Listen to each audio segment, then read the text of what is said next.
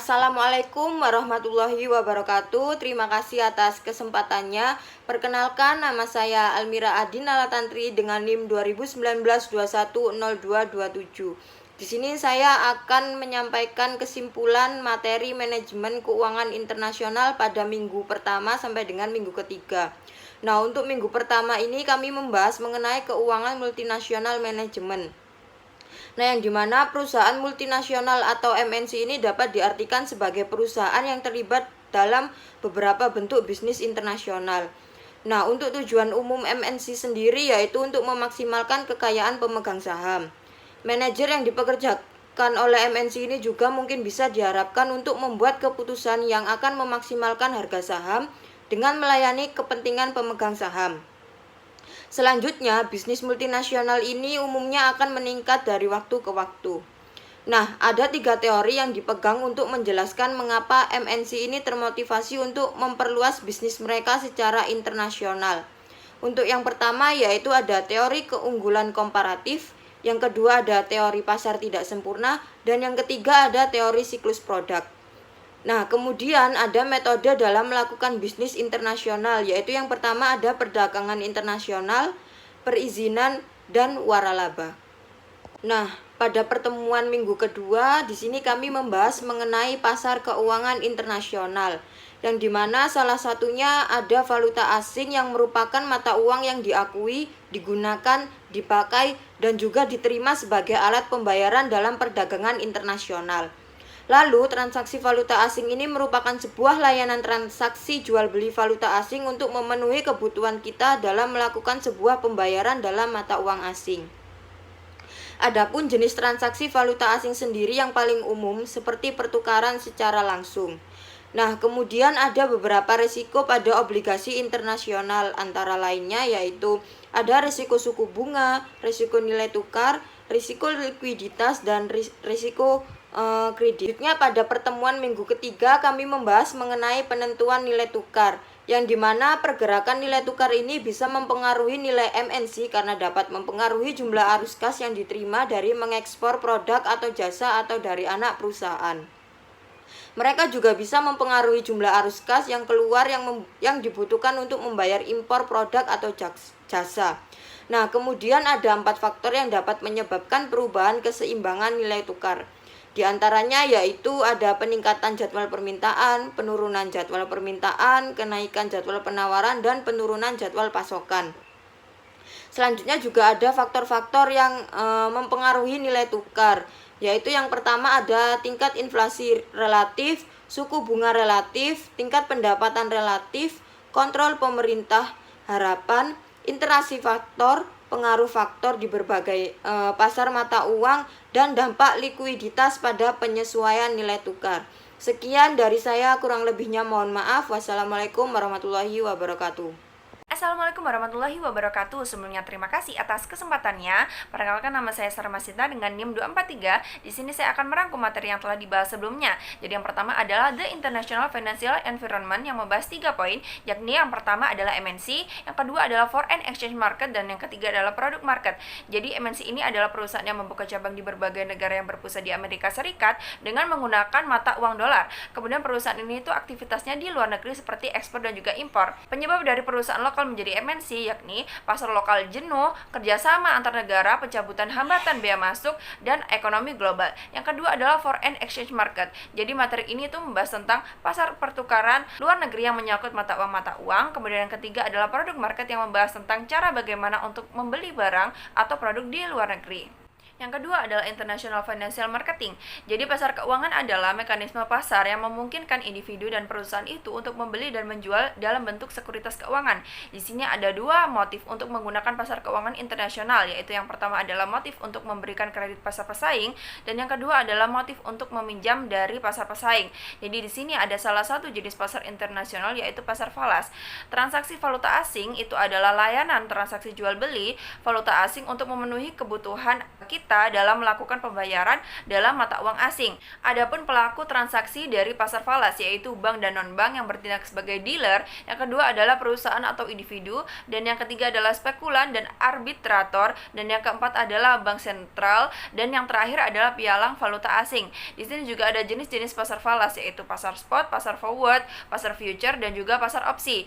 Nah, jenis-jenis transaksi valuta asing juga ada, yakni transaksi spot, value today, value tomorrow, value spot, transaksi forward, dan transaksi swap. Yang ketiga adalah exchange rate determination. Jadi pentingnya nilai tukar dalam kegiatan ekonomi internasional itu mendorong setiap negara, baik negara maju maupun negara berkembang, untuk melakukan berbagai cara untuk menjaga posisi nilai tukar mata uangnya agar tetap stabil. Jadi faktor ekonomi utama yang dapat mempengaruhi pergerakan nilai tukar melalui pengaruhnya adalah tingkat inflasi relatif, suku bunga, tingkat pendapatan, dan kontrol pemerintah. Jadi ketika faktor-faktor ini tuh menyebabkan perubahan dalam perdagangan internasional, mereka akan mempengaruhi permintaan mata uang dan penawar mata uang untuk dijual. Oleh karena itu akan terjadi titik equilibrium. Terima kasih. Wassalamualaikum warahmatullahi wabarakatuh. Assalamualaikum warahmatullahi wabarakatuh. Sebelumnya terima kasih atas kesempatannya. Perkenalkan, nama saya MN Rofik dengan NIM 249. Di sini saya akan menyampaikan rangkuman materi dari minggu pertama sampai dengan minggu ketiga. Di mana yang pertama ada multinational corporate atau MNC dapat didefinisikan sebagai perusahaan-perusahaan yang terlibat dalam suatu bentuk bisnis internasional yang awal kegiatannya yakni ekspor dan juga impor, di mana dengan tujuan untuk memaksimumkan nilai perusahaan dan pemegang saham. Adapun faktor penunjang berkembangnya MNC diantaranya yaitu ekonomi dunia yang baik, falas yang stabil, globalisasi, dan juga free trade. Di mana contoh di Indonesia, perusahaan MNC dapat berkembang begitu pesat. Kenapa? Dikarenakan Indonesia termasuk salah satu negara terbesar dan sasaran penduduknya yang banyak, sehingga sangat memungkinkan berkembang untuk didirikan di Indonesia. Kemudian ada international financial marketing, di mana pasar keuangan adalah mekanisme pasar yang memungkinkan individu dan perusahaan untuk membeli dan juga menjual dalam bentuk sekuritas keuangan, yakni saham dan juga obligasi. Beberapa motif terjadinya pasar keuangan internasional yaitu motif untuk memberikan kredit dalam pasar pesaing, kemudian motif untuk meminjam dari pasar asing. Nah, adapun jenis-jenis pasar keuangan internasional yakni pasar valuta asing, pasar uang internasional, pasar kredit internasional, pasar obligasi internasional, dan pasar saham internasional. Kemudian ada exchange rate determination, di mana foreign exchange rate atau nilai tukar kurs adalah harga mata uang suatu negara relatif terhadap mata uang negara lain, di mana perubahan dalam skedul permintaan dan penawaran suatu kekuatan mata uang mengubah kurs equilibrium di pasar valuta asing.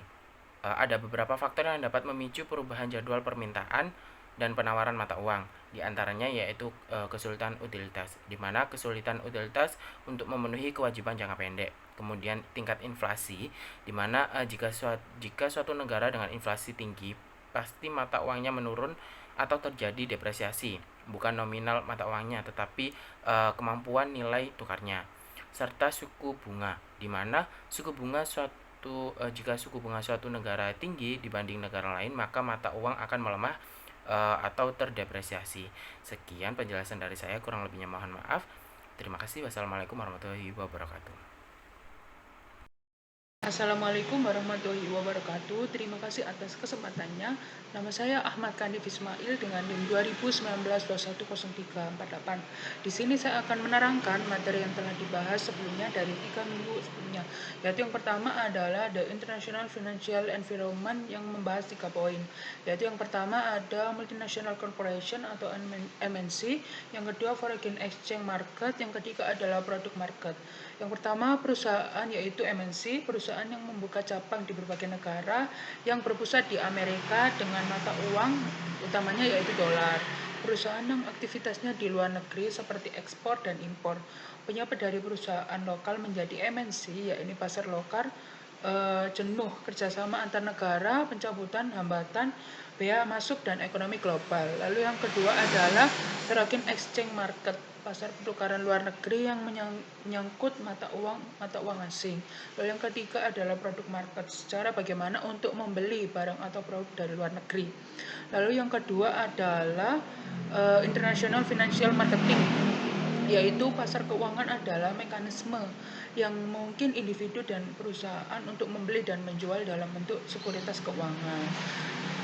Ada dua motif menggunakan pasar keuangan internasional, yaitu yang pertama ada motif untuk memberikan kredit pasar pesaing, yang kedua adalah untuk meminjam dari pasar pesaing. Lalu salah satu jenis pasar internasional yaitu pasar falas. Transaksi falas adalah layanan transaksi jual beli valuta asing untuk memenuhi kebutuhan dalam melakukan pembayaran dalam mata uang. Adapun pelaku transaksi dari pasar valuta yaitu yang pertama ada bank dan non-bank, yang kedua ada perusahaan atau individu, yang ketiga adalah spekulan dan atributor, yang keempat ada bank sentral, yang terakhir adalah pialang valuta asing. Jenis-jenis pasar valuta asing yaitu pasar spot, pasar forward, pasar futur, dan pasar opsi. Jenis-jenis transaksi valuta asing yang pertama ada transaksi spot, transaksi today, transaksi tomorrow, valuta spot, transaksi forward, dan transaksi swap. Yang ketiga adalah exchange rate determination.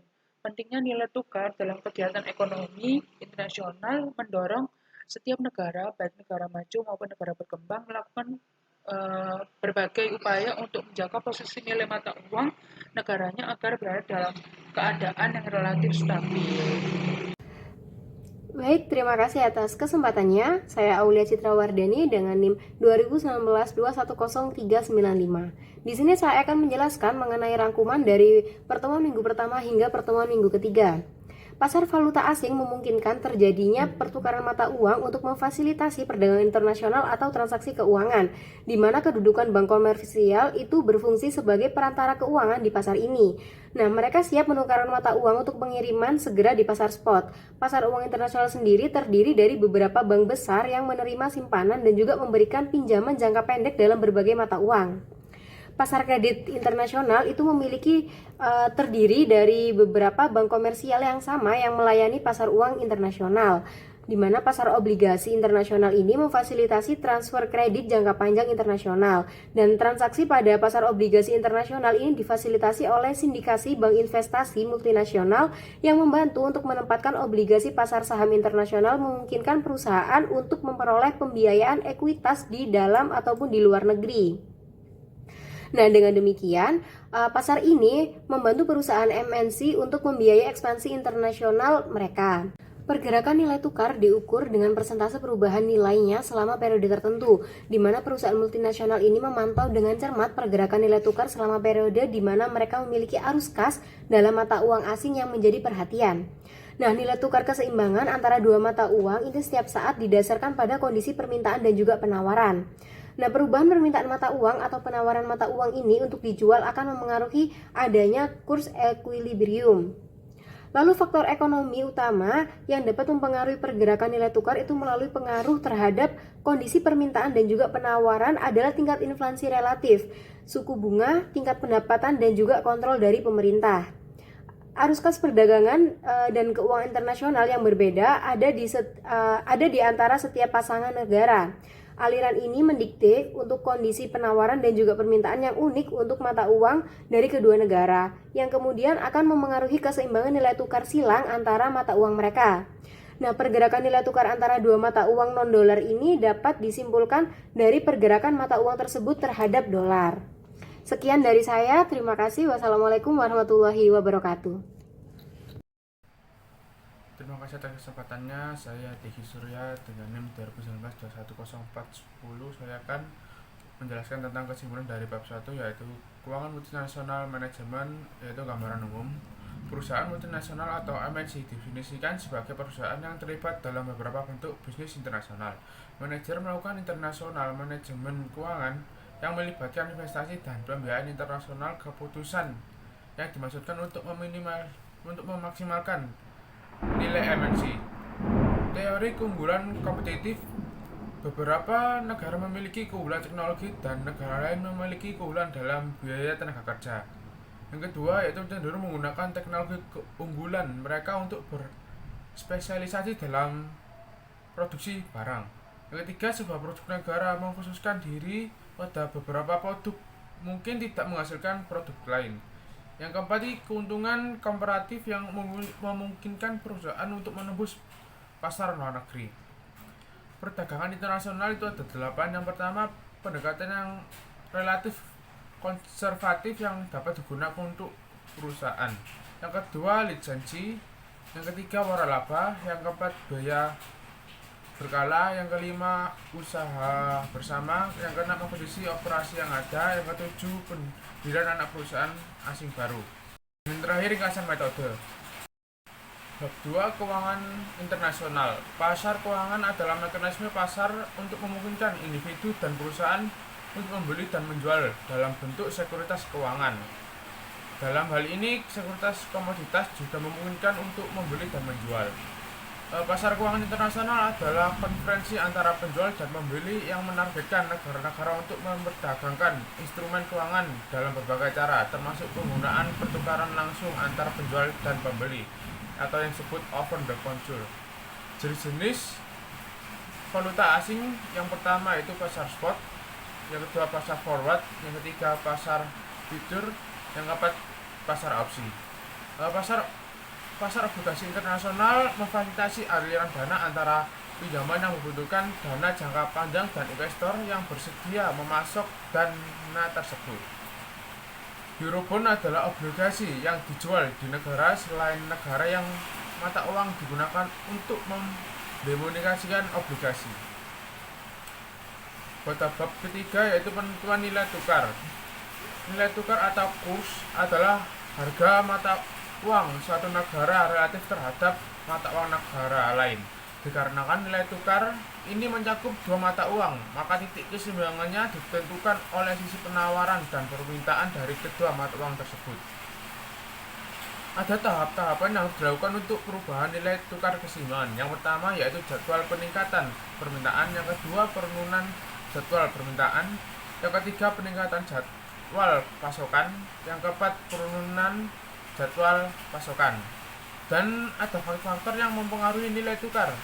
Yang pertama yaitu tingkat inflasi relatif, yang kedua suku bunga relatif, yang ketiga tingkat pendapatan relatif, yang keempat kontrol pemerintah, yang kelima itu harapan, yang keenam interaksi faktor, yang ketujuh pengaruh faktor di berbagai pasar mata uang, yang kedelapan itu dampak likuiditas terhadap penyesuaian nilai tukar. Sekian, terima kasih. Assalamualaikum warahmatullahi wabarakatuh. Perkenalkan nama saya Felicia dengan NIM 2019-10417. Di sini saya akan menjelaskan kesimpulan dari minggu pertama bab 1, yaitu tentang Multinational Financial Management on Overview. Yang pertama, dalam tujuan ini memiliki tujuan yaitu adalah untuk memaksimalkan kekayaan pemegang saham. Dan dalam suatu perusahaan dan pemegang saham yang berbeda-beda dari manajemen mereka, konflik tujuan dapat terjadi dengan masalah keagenan. Dan dalam biaya agensi biasanya lebih besar untuk MNC daripada untuk perusahaan domestik murni. Dampak pengendalian manajemen. Beberapa MNC berusaha untuk mencapai keseimbangan mereka untuk mengizinkan manajer anak perusahaan untuk membuat keputusan kunci untuk operasi masing-masingnya, tetapi keputusan tersebut dipantau oleh manajemen induk.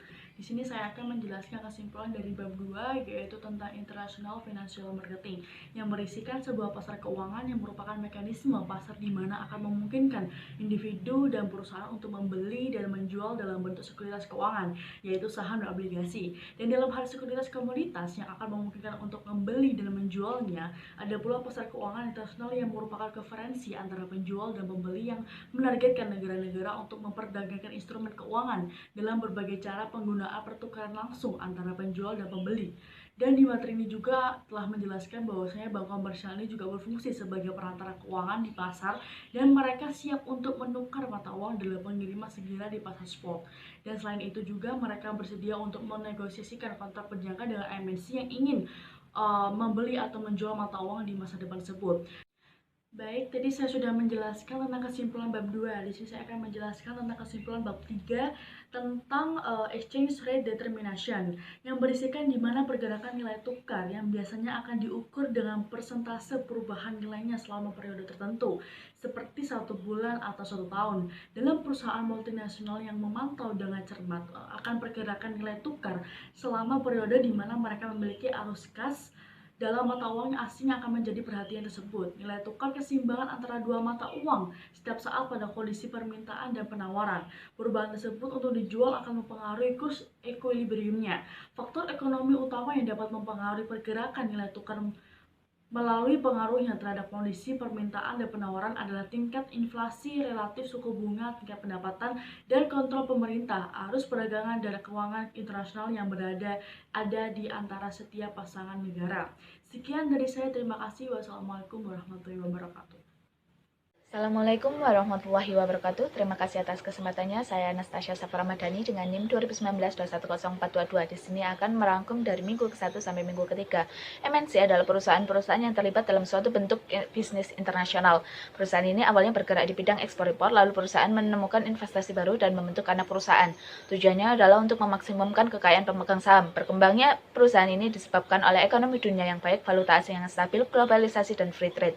Pasar valuta asing mengizinkan pertukaran dari satu mata uang ke mata uang lainnya, menetapkan suatu tingkat pertukaran dari satu mata uang ke mata uang lainnya. Transaksi pertukaran dari mata uang asing itu ada over the counter, lalu pelaku valuta asing menggunakannya sebagai perantara, dan pasar spot yaitu transaksi pertukaran yang dekat dengan kurs tunai. Nilai pergerakan tunai tukar dipengaruhi oleh nilai depresiasi, apresiasi, dan pembandingan kurs spot mata uang asing lebih dari 2 titik dalam satu waktu. Sekian dari saya. Wassalamualaikum warahmatullahi wabarakatuh. Terima kasih.